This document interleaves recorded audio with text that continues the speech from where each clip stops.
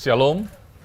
Hari ini saya ingin menyampaikan firman Tuhan dengan judul Ciaru, What If, seandainya. Ya kan? Bahasa Mandarin itu kalau saya terjemahin seandainya itu kayak bila dulu tahu gitu saya nggak begini, kan gitu ya. Seandainya nggak kejadian seperti itu, hari ini kan saya aman. Kalau kemarin saya nggak lakukan ini, hari ini kan saya nggak jatuh dalam masalah, kan begitu ya. Orang di sini tentu punya lebih banyak pengalaman, ya. Kalau orang ulang tahun, katakanlah ke 50, katakan ya, dia punya 50 tahun pengalaman. Kalau orang ulang tahun 20 tahun, dia punya 20 tahun pengalaman. Jadi sebenarnya yang punya masa lalu lebih panjang itu yang umurnya sudah banyak. Ya, pengalamannya banyak. Yang dia lalui juga sudah banyak sekali. Di dalam masa lalu kita itu banyak sekali isinya. Bapak Ibu, setuju nggak? Banyak sekali isinya. Kalau kita ingat kembali masa lalu, ada yang membuat kita senyum. Kalau kita ingat kembali masa lalu, ada yang buat kita sedih.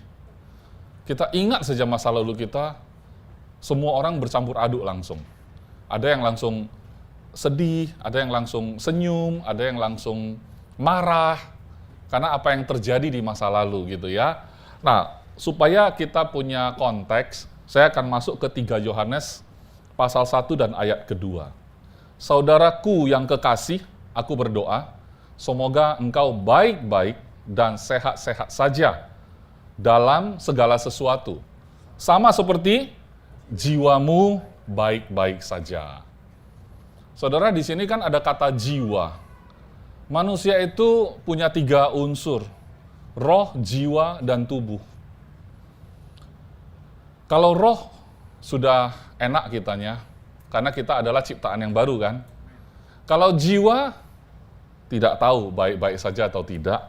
Tapi menurut firman Tuhan di sini, katanya saudaraku yang kekasih, aku berdoa, ya. Semoga engkau baik-baik saja dan sehat-sehat saja dalam segala sesuatu, sama seperti jiwamu baik-baik saja. Doa sang rasul maunya jiwa kita sehat, kemudian kondisi kita baik-baik saja seperti jiwa kita.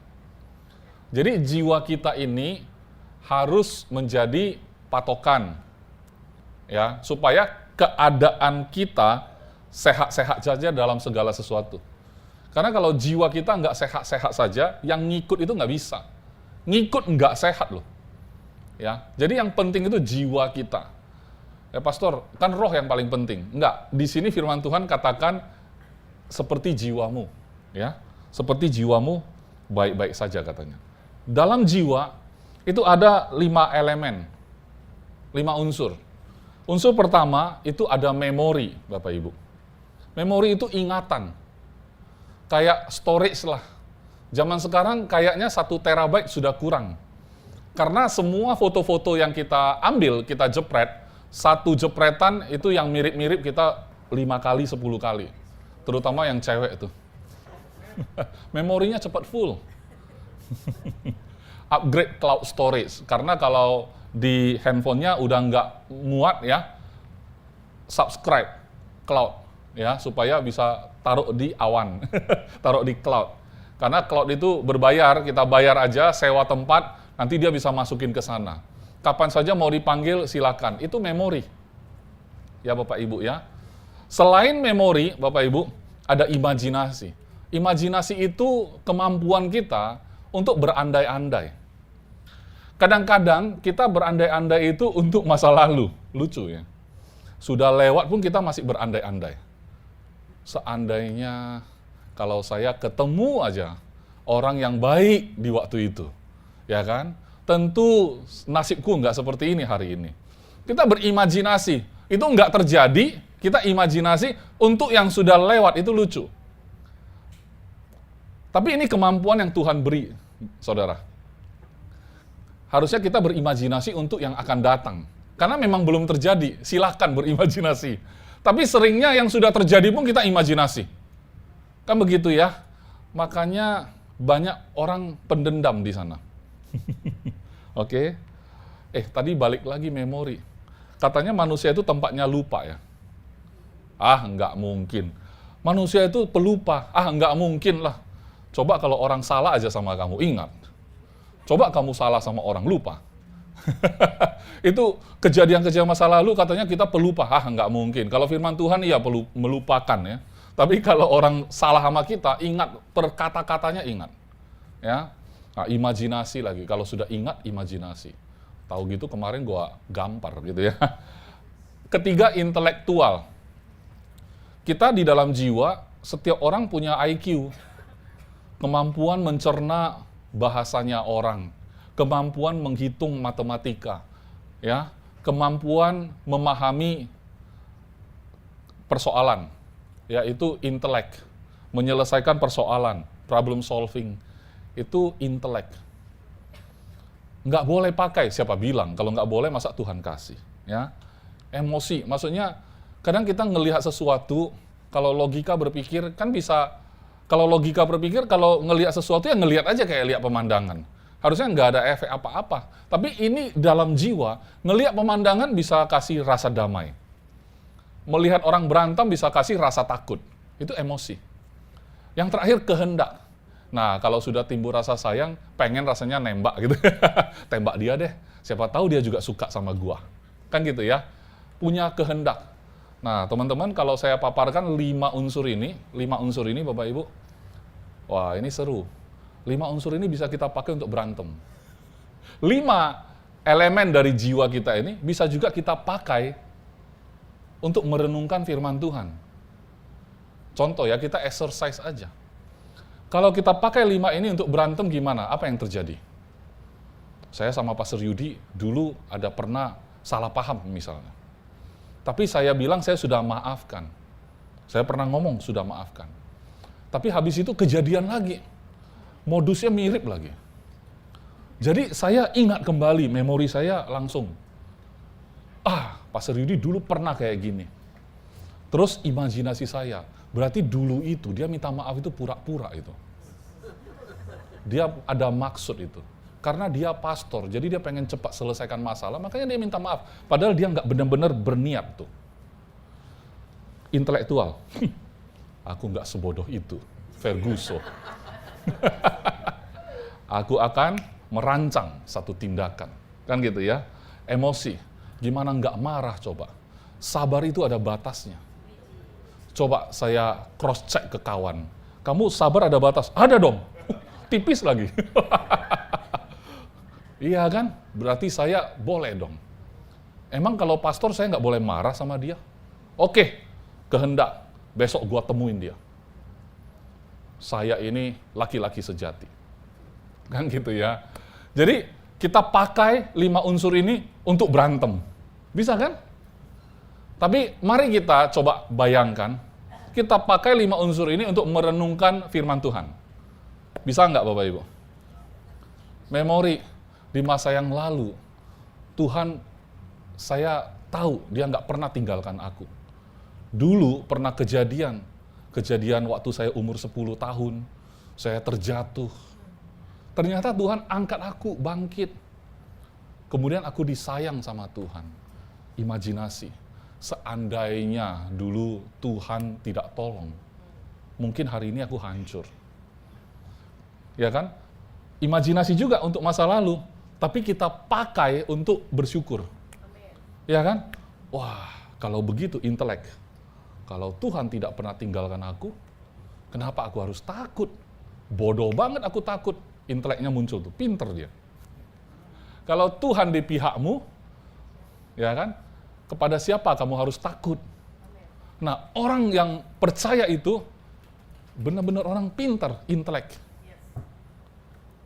Ya. Kadang harusnya khotbah ini saya bawakan dengan lebih emosional. Mengapa? Mengapa?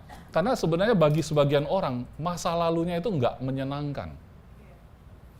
Tapi Tuhan ada di sana meskipun masa lalumu tidak menyenangkan. Ya kan? Mungkin keputusan-keputusan yang kamu buat juga salah menurutmu. Sehingga hari ini kamu masuk ke dalam persoalan. Ya. Tapi ayo kita praktis. Karena Tuhan mau menyembuhkan kita. Amin. Ini kan house of healing. His name is power. Your name is power. Your name is healing. Gunakan dong 5 ini. Tadi saya waktu nyanyi juga saya pakai ini. Wah, your name is power. Wah, nama Yesus aja udah power. Wah, saya imajinasikan tuh, your name is healing. Berarti apa? Kalau aku sakit, nama Yesus sudah cukup loh. Cukup.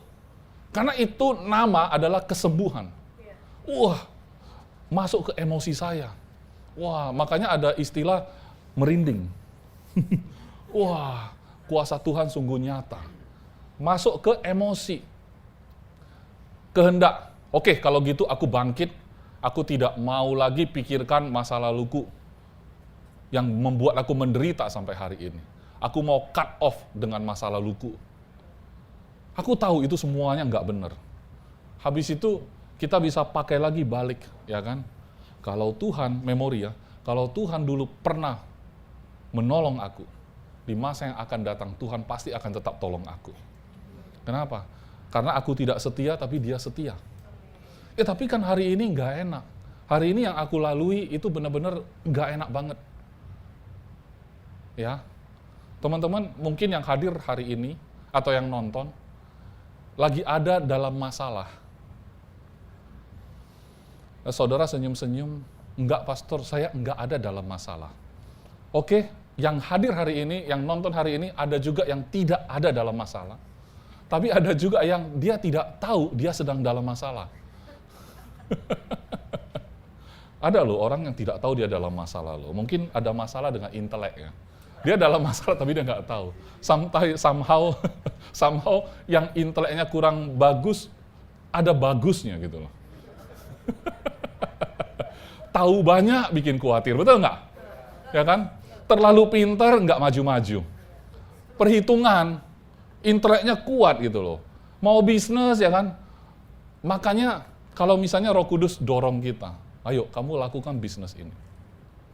Ya kan? Tapi hitungannya kenceng, inteleknya berjalan, wah nggak berani, emosionalnya nggak didukung oleh rasa berani, kan gitu ya? Atau sebaliknya, hitungan masuk, wah gue pasti sukses kali ini pasti menang. 如果时间可以倒流, 如果时间可以倒流 artinya seandainya waktu bisa diputar ulang, gue akan begini, gue akan begini, gue akan begini. Kira-kira kalau kita ketemu Adam, ya kan, dia menyesal nggak ya makan buah terlarang, Bapak Ibu? Menurut Anda? Hah? Menyesal? Menyesal? Di sini rata-rata bilang menyesal. Di sana, kira-kira Adam akan menyesal nggak? Kalau kita ketemu dia nih, Dam, kenapa lu makan itu? Lu menyesal nggak, Dam? Adam akan bilang apa? Jawaban kita, nggak ada yang benar, nggak ada yang salah. Jawaban Anda itu imajinasi Anda sendiri. Anda pasti pikir Adam akan menyesal lah, karena kalau Anda jadi Adam, Anda menyesal. Makanya Anda bilang, Adam akan bilang menyesal. Tapi kalau Sucian itu maksudnya timeline, itu ditaruh di lantai, timeline. Awal dan akhir sudah kelihatan. Adam nggak ada penyesalan, Bapak Ibu. Dia tahu akhirnya bagaimana kok. Dia nggak khawatir, dia nggak pusing, dia nggak, emang gua pikirin karena udah beres semua. Kalau sudah beres, Adam tidak akan pusing. Memang betul. Tapi kalau misalkan Adam kayak kita, masih hidup di tengah kita, memang dia menyesal loh. Ini imajinasi saya, pasti dia menyesal. Babak belur dia kita hantam. Gara-gara lu, Dam, pung. Asal kita ada masalah, pasti kita salahin Adam. Adam nggak bisa hidup, untung dia udah mati gitu. Kalau enggak, waduh. Setiap minggu bukan ibadah memuji Yesus, tapi memukul Adam. Ibadahnya mukul Adam. Ritualnya mukul Adam. Kenapa? Gara-gara dia tuh gitu loh. Bapak Ibu. Ya, jadi kalau kita pengen balikin waktu, Anda pengen lakukan apa? Kalau saudara bisa kembalikan waktu, Apa yang mau kau lakukan? Jawabanmu ditentukan oleh penyesalanmu. Setuju nggak? Kalau saudara bilang, pastor, kalau seandainya aku bisa putar ulang waktu, aku akan beli Bitcoin. Dalam otakmu, duit semua. Jawabanmu menentukan siapa dirimu. 如果时间可以倒流，你要做什么呢？ Kamu mau lakukan apa? Beli Bitcoin sebanyak-banyaknya. Otakmu duit. Kalau waktu bisa diputar ulang, aku nggak akan milih dia jadi pasanganku. Wah, berarti kamu lagi masalah. Ada yang sok romantis. Kalau waktu bisa diputar ulang, aku akan tetap memilihmu menjadi istriku. Wih, boleh dong? Ya kan? Ini imajinasi by the way. Sebenarnya nggak bisa. 时间不可以倒流啊. Waktu nggak bisa diputar ulang. Mendingan saya pakai imajinasi saya, seandainya bisa ulang pun saya mau tetap seperti itu. Udah, orang memang nggak bisa diubah. Makanya kalau tanya Adam, Dam, lu nyesal nggak? Enggak lah. Memang harus terjadi. Kalau nggak harus terjadi, tidak ada Alkitab, tidak ada Yesus turun ke dunia, tidak ada orang Kristen, tidak butuh iman, dan tidak butuh Tuhan. Setuju nggak Bapak Ibu? Relationship itu tidak akan establish anyway, kalau tidak ada kesalahan Adam itu. Jadi berhenti menyalahkan Adam, Bapak Ibu. Ini AI. Saudara tahu ya, AI itu bisa disuruh ngapain aja, betul nggak? Yang penting prompt-nya jelas. Jangan bilang amin. Saya kalimat berita, bukan firman. Jangan amin gitu ya. AI bisa lakukan apapun yang kita minta, asalkan prompt-nya jelas. Prompt itu tahu ya, perintah yang kita masukkan. Ya, buatkan foto saya ini menjadi berdiri di depan rumah toko tahun 1972. Toko bahan material. Bisa loh, Bapak Ibu. Saya pernah coba. Tiba-tiba saya berdiri di sini, kayak di situ. Fotonya hitam putih, latarnya kayak toko zaman dulu loh. Ya, fotonya realistik. Jadi dia. Saya kaget, dia dapat dari mana segala macam, itu kan intelijen. Kita juga punya intelektual. Cuman yang itu artificial, yang ini asli.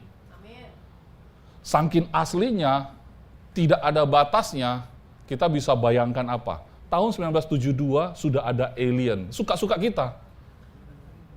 Kita bisa taruh di sana toko bahan bangunan ya, material, di sana ada apa itu UFO. Bisa-bisa aja, suka-suka kita. Kita imajinasi, kita punya kepinteran gitu ya. Maksud saya, kalau AI bisa kita perintah menurut prompt yang kita isi, hari ini Anda isi apa? Dalam intelekmu, memorimu, imajinasimu, emosimu, kehendakmu. Betul ya? Saya sebenarnya bebas mau pakai ayat apapun. Sebenarnya bebas. Tapi yang menjadi masalah adalah ketika ayat yang kamu baca, kamu relate dengan masa lalumu, sometimes kamu bisa nyasar.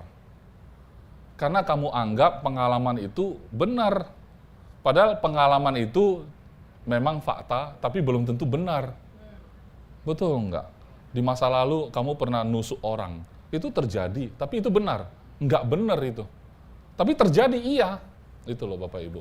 Kalau hari ini kamu ada dalam masalah, coba keluar sebentar dari masalahmu.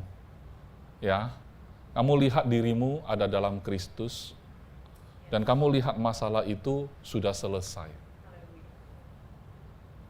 Nanti ketika kamu bisa memanfaatkan kebenaran firman Tuhan, karena itu benar soalnya. Kebenaran firman Tuhan itu benar. Mau kamu putar balikkan pun tetap benar dia. Mau balik ke masa lalu, masa depan, masa sekarang pun tetap dia benar firman Tuhan itu.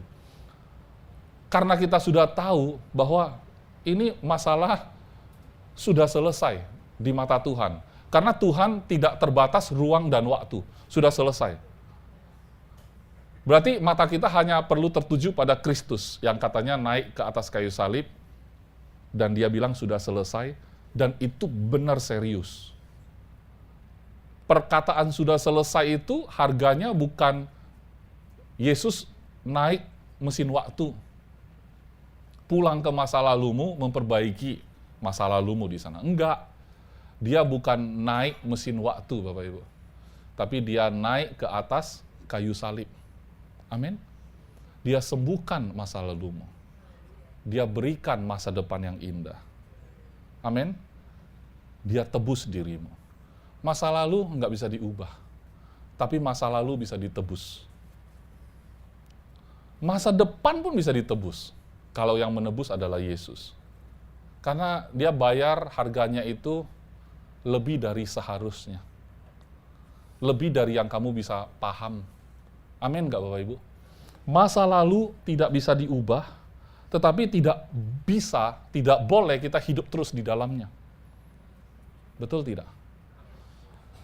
Bagaimana kita bisa mengandalkan masa lalu? Ya. Masa lalu yang bagus aja tidak menentukan bahwa nanti akan bagus terus. Cobalah teman-teman, Anda yang dagang, dulu pernah untung, bisa nggak nanti rugi? Kalau kemarin rugi, bisa untung nggak nanti? Semua bisa. Jadi yang bagus saja nggak bisa diandalkan, apalagi yang jelek. Jadi saya ngerti, masa lalumu ada yang bagus, ada yang jelek. Tapi jujur nggak bisa kita andalkan. Kita bisa andalkan Tuhan di sana. Kita bisa andalkan Tuhan yang di sini. Kita bisa andalkan Tuhan yang ada nanti di sana. Yang bisa kita andalkan Tuhan, bukan pengalaman kita. Bukan memori-memori kita yang kita tumpuk-tumpuk itu. Ya. Ingat ya, 5 elemen tadi bisa kita pakai untuk berantem, bisa kita pakai untuk cari duit. Coba kita pakai untuk cari duit, bisa. Oh, selama ini orang kalau minum harus pakai sedotan. Kita imajinasikan yuk. Kita minum tanpa sedotan gimana ceritanya? Wireless. Langsung aja tiba-tiba seger. Enggak disentuh apa-apa, tiba-tiba masuk airnya. Gimana tuh? Infus itu namanya. Coba kita imajinasi, karena para penemu itu imajinasinya bekerja. Inteleknya dia pakai. Memori percobaan-percobaan yang gagal, dia sempurnakan. Makanya jadi penemu, betul nggak? Jadi peradaban kita akan berubah kalau kita mau mikir, mau pakai dengan benar. Ya, saya kasih bukti dari firman Tuhan di Mazmur 103 ayat 12. Coba ya, kita coba renungkan ya. Sejauh timur dari barat, demikian dijauhkannya daripada kita, pelanggaran kita. Ini Mazmur ditulis oleh Daud. Yesus belum ada di sana.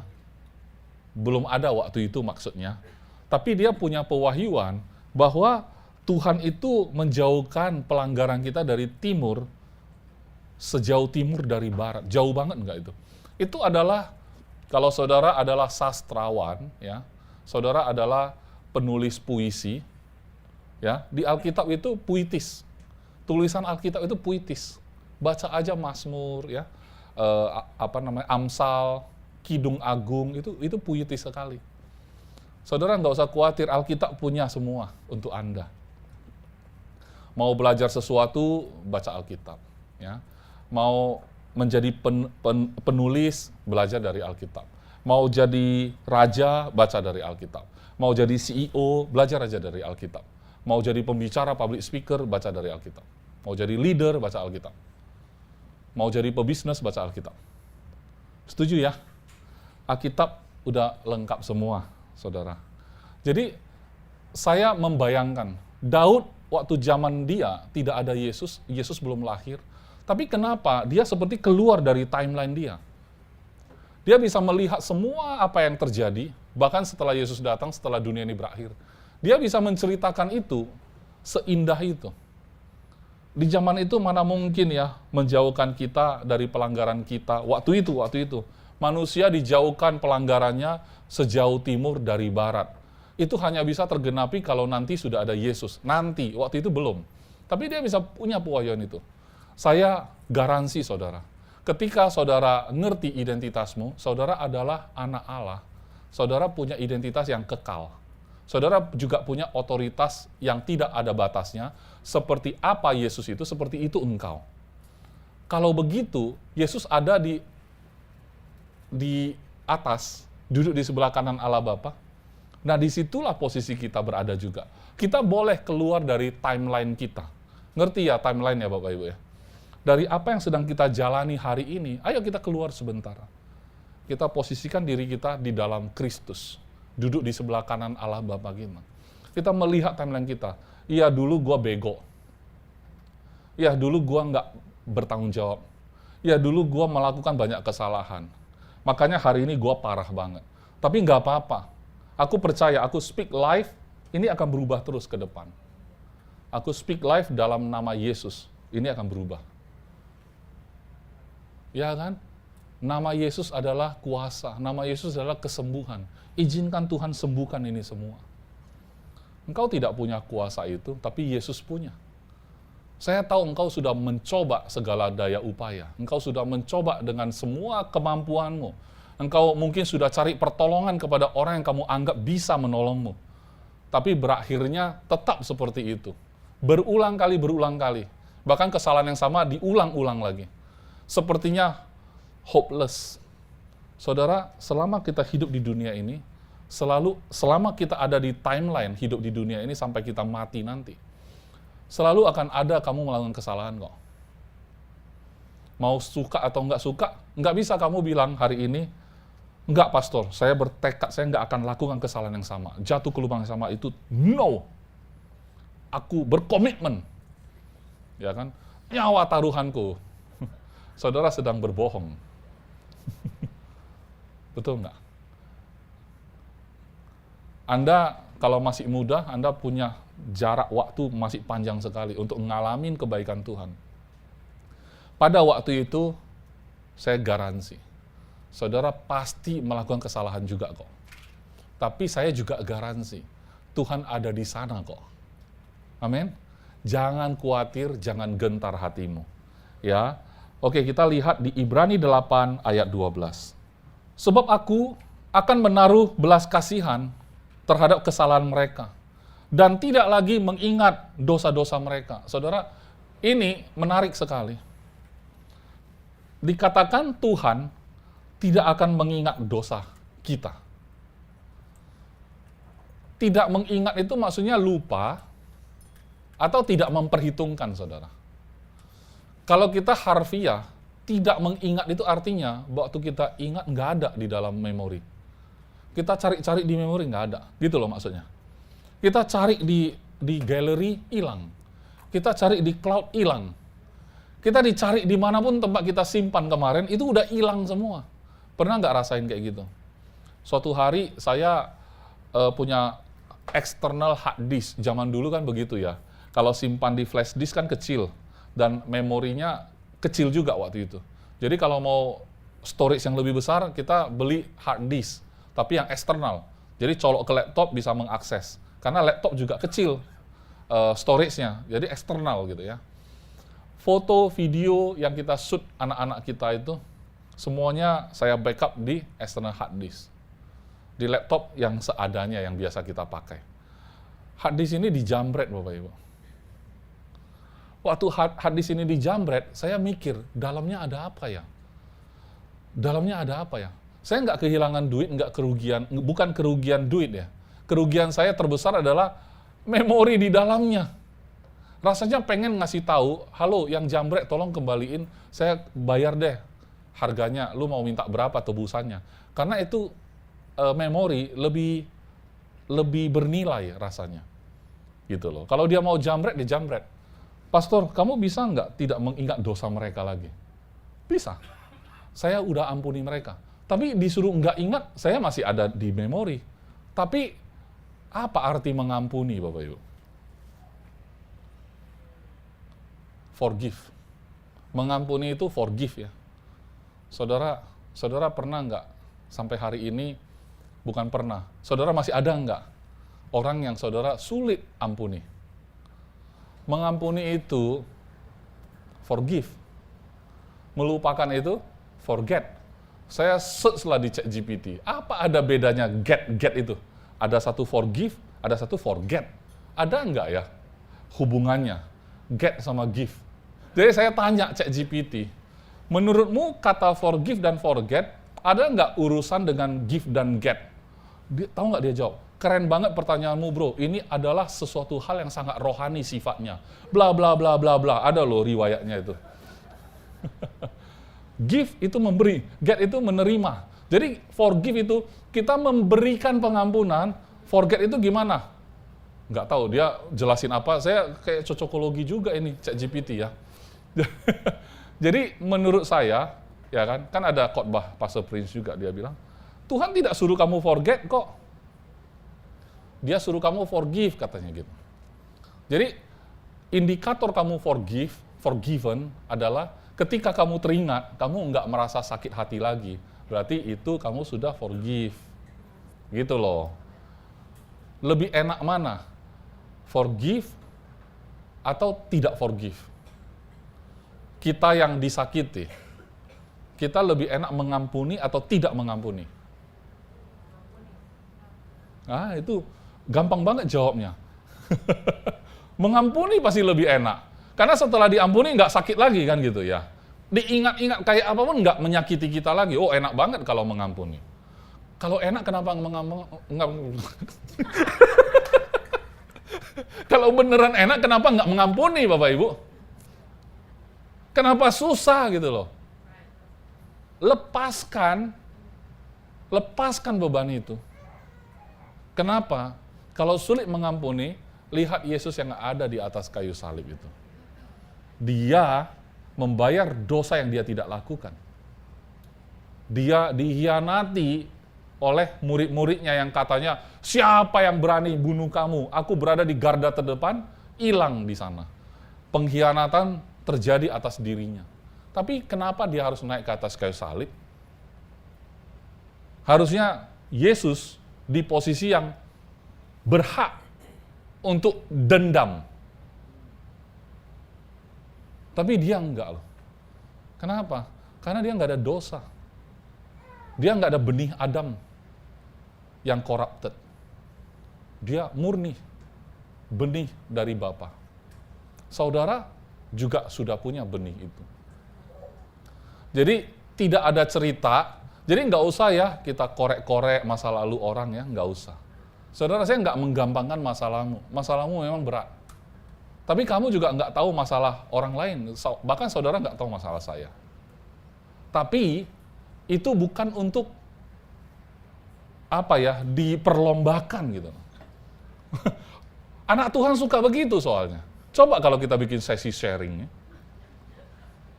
Bapak, Ibu, Saudara, saya mau cerita, saya ngalamin begini. Parah banget, sambil nangis. Nanti giliran si B, wah dia mending, aku lebih parah. Udah jatuh ketimpa tangga loh. Yang si C datang lagi, saya bukan tangga lagi loh. Jadi dilombain, masalahnya dilombain, saudara. Melombakan masalahmu, nggak ada gunanya. Ya kan? Lebih bagus kita berlomba-lomba menatap masa depan, amin. Jadi di sini Tuhan bilang, dia menaruh belas kasihan terhadap kesalahan mereka dan tidak lagi mengingat dosa-dosa mereka. Kalau Tuhan tidak mengingat dosamu, tidak mengingat dosa musuhmu, tidak mengingat lagi dosa yang kamu sayangkan terjadi, kenapa kamu yang harus mengingatnya? Amin. Yang berhak menghukum dosamu itu Tuhan, dan Tuhan yang berhak menghukum, dia tidak mengingat dosamu. Kenapa engkau ingat? Ruko, ya kan? Ruko, jika aku bisa balik. Jadi lu mau jadi Tuhan. Ya, Yesus saja datang, tidak pakai sistemnya datang, naik mesin waktu ke masa lalu, terus tepuk tangannya Adam supaya nggak jadi makan. Dia pun nggak begitu. Kenapa engkau mau coba begitu? Yesus 2000 tahun yang lalu, dia datang nggak juga ciptakan mesin waktu, pulang ke zaman Adam, tepuk tangan Adam ketika mau makan buah itu. Enggak, dia nggak lakukan itu. Kenapa kamu pengen lakukan itu? Tapi Yesus datang, dia tidak pakai mesin waktu, dia tebus di saat itu juga. Sekali untuk selamanya. Yang lalu, sampai ke Adam, sampai yang nanti, sampai kamu lahir hari ini. Sampai ke anakmu, ke cucumu. Dosa mereka pun sudah diampuni Tuhan. Amin. Dan dia tidak mengingat lagi. Kenapa kamu harus ingat?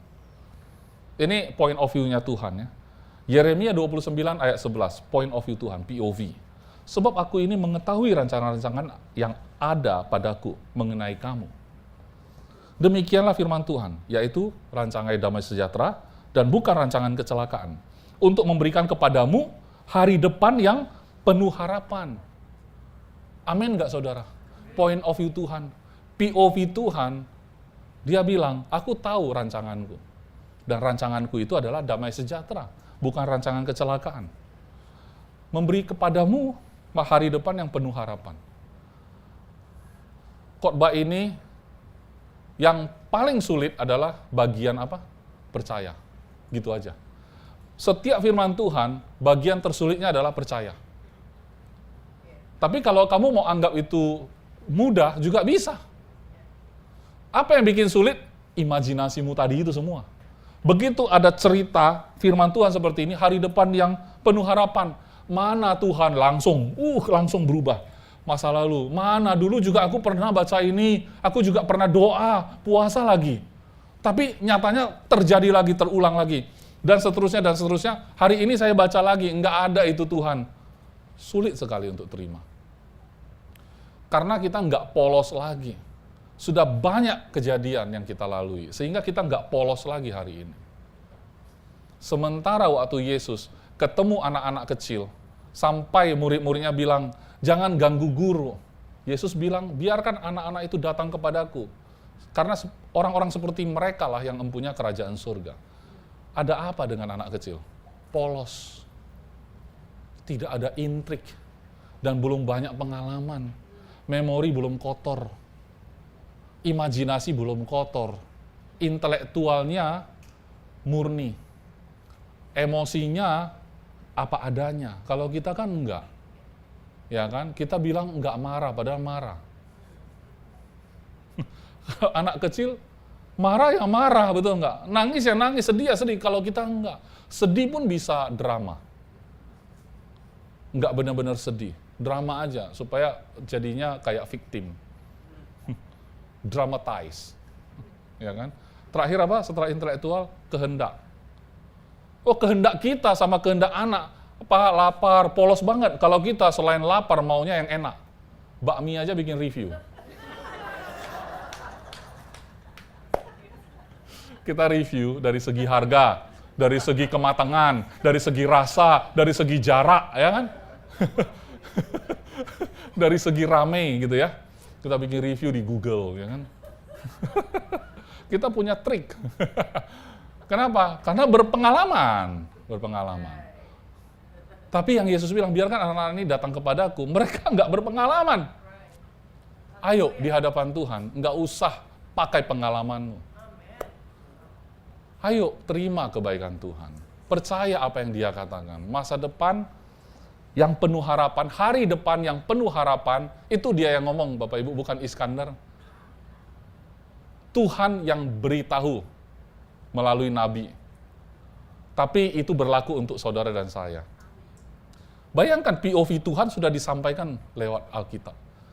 POV. Kalau kita dengar seorang pemimpin bicara, kita pengen berada di sana, ngelihat POV-nya dia. Contohnya presiden lagi bicara, coba sekali-kali kita di belakang dia. Cara dia sampaikan pidato gitu. Kita pasti berasa privilege banget tuh. Bisa baca teksnya lah gitu. Itu POV namanya. Ya, presiden lagi mau pidato, saya hampir bilang khotbah. Semoga suatu hari presiden kita khotbah. Ya, naskah pidato. Kita di POV dia mungkin bisa ngebaca teksnya, skripnya. Saudara, skripnya Tuhan ada di Alkitab. Skrip dia untuk masa depanmu, masa depan anakmu, masa depan cucumu ada di Alkitab. Itu yang jadi peganganmu. Amin. Bukan pengalamanmu. Bukan juga harapan-harapan manusiawi. Amin. Terakhir saya akan tutup satu pasal. Di Filipi pasal 3 ayat 1 sampai 14. Akhirnya, saudara-saudaraku, Ya kayak mau nutup kan? Mirip ya. Bersukacitalah dalam Tuhan. Menuliskan hal ini lagi kepadamu tidaklah berat bagiku dan memberi kepastian kepadamu. Saudara, kalau firman Tuhan kan enak ya. Begitu ngomong ini berlaku, final, berkekuatan hukum tetap, tidak akan berubah, ya. Tapi di sini ada dikatakan begini ya, hati-hatilah ayat 2, hati-hatilah terhadap anjing-anjing. Ternyata anjing itu di peradaban mereka di zaman waktu itu orang Israel menganggap ini hewan yang najis. Kalau hari ini tidak berlaku, karena dibilang hati-hatilah terhadap anjing-anjing itu. Padahal anjing-anjing sekarang jaga kita, jaga rumah, ya, lucu. Terus panggil mami sini ayo ke mami katanya. Anjing suruh dia datang ke mami katanya. Tapi di ayat ini beda, karena ini kayak istilah lah gitu ya. Hati-hatilah terhadap anjing-anjing, hati-hatilah terhadap pekerja-pekerja yang jahat, hati-hatilah terhadap penyunat-penyunat yang palsu. Merujuk kepada orang yang kotor ya. Ngajarin hal-hal yang kotor. Kotor bukan berarti tidak kedengaran bagus. Karena para pengajar Taurat waktu itu punya kecenderungan mempermainkan firman Tuhan. Dia pengen kalau orang dengar firman Tuhan atau Taurat, dengerin mereka ngomong Taurat, ikut, patuh. Tapi mereka sendiri nggak lakukan. Karena kitalah orang-orang yang bersunat. Siapa itu? Ya, orang-orang Israel percaya Yesus, bersunat, yang beribadah oleh Roh Allah dan bermegah dalam Kristus Yesus dan tidak menaruh percaya pada hal-hal lahiriah. Rasul-rasul itu adalah orang Yahudi. Mereka melakukan Taurat, mereka sunat, mereka bersunat. Tapi sunat yang dimaksud di hukum Taurat itu lahiriah. Tapi ketika mereka percaya Yesus, mereka itu sebenarnya adalah orang-orang yang secara rohani, bukan lahiriah lagi. Dan para rasul ini berhasil melihat orang-orang percaya, bukan lagi secara lahiriah. Tapi orang Taurat nggak bisa. Orang Taurat akan mencari hal-hal lahiriah. Ya. Dan kemudian ayat 4, sekalipun aku juga ada alasan untuk menaruh percaya pada hal-hal lahiriah. Jika ada orang lain menyangka dapat menaruh percaya pada hal-hal lahiriah, aku lebih lagi. Karena mereka orang bersunat. Mereka alim.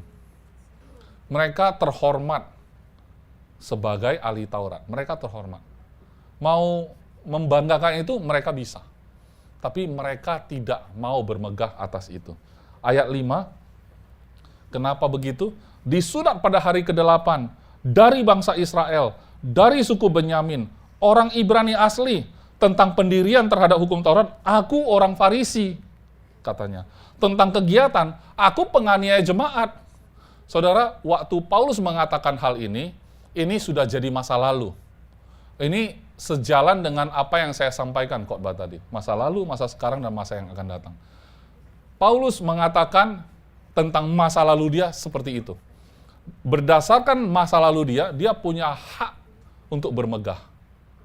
Karena secara lahiriah, dia berhak untuk bermegah. Betul ya? Penganiaya jemaat bangganya minta ampun.